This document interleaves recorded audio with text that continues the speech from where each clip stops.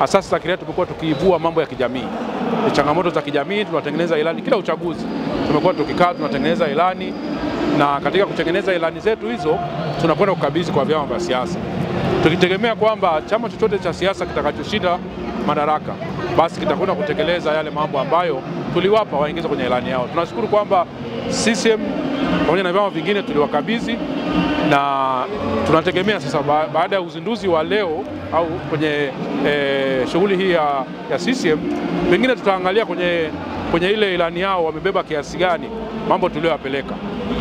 Tuliibua mambo mengi sana ambayo nadhani matumaini yangu ni kwamba yatazingatiwa, kwa sababu kwa uzoefu wetu kwa ilani toka tumeanza kutoa ilani za asasi za kiraia toka 2015 vyama vimekuwa vikichukua kwa sehemu kubwa yale mambo ambayo tunayapeleka. Mambo ni mambo ya wananchi, kwa mfano swala la katiba mpya, swala la utawala bora, ulinzi wa rasilimali, mambo ya rushwa, ufisadi, kuboresha huduma za kijamii, zote tumekuwa tukiziweka na vyama vimekuwa vikichukua na kufanyia kazi. Kwa hiyo tunaamini kwamba katika ilani hii inayokwenda kuzinduliwa, sehemu kubwa ya mambo ambayo tuliyowakabidhi kupitia ilani yetu sasa ya kiraia yatakuwa yamezingatiwa, na sisi tutafanya tathmini watakapozindua. Itakapokuwa ni document ya public, tutakagua tuangalie ni kwa kiasi gani yale ambayo tumeyasema yamekwenda kuzingatiwa kwenye ilani hii. Kuna mambo mengi mazuri ambayo tuliyaweka kwenye ilani yetu yakizingatiwa na akaweka kwenye vyama vya siasa, alafu chama kaje kikashinda dola, tunaamini tutakuwa tunapiga hatua kubwa kama taifa.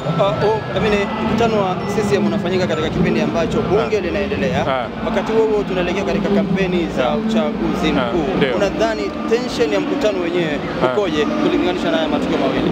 Ni wakati mwafaka, vyama vinajipanga, huu ndio muda wa kujipanga. Kama chama kimekaa kujadili mambo yake, kupitisha ilani yake, kwa sababu ilani inapitishwa na wanachama. Ilani ndio wanachama ndio wenye ilani. Kwa hiyo kwa kukaa hivi maana yake ni wametoa ridhaa ya wanachama wao kupitia na kuidhinisha ilani yao. Kwa hiyo mimi nadhani huu ndio muda wa siasa, huu mwaka wa siasa.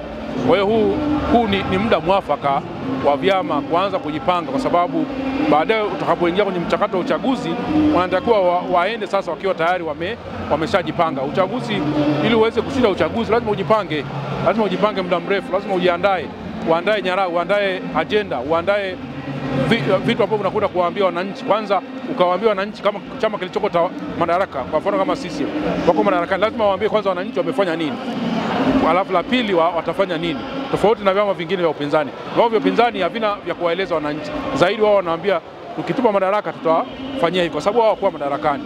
Kwa hiyo wao wana ajenda moja kwamba tupeni madaraka kwa sababu 1, 2, 3 labda hii haijafanyika, sisi tutaifanya vizuri.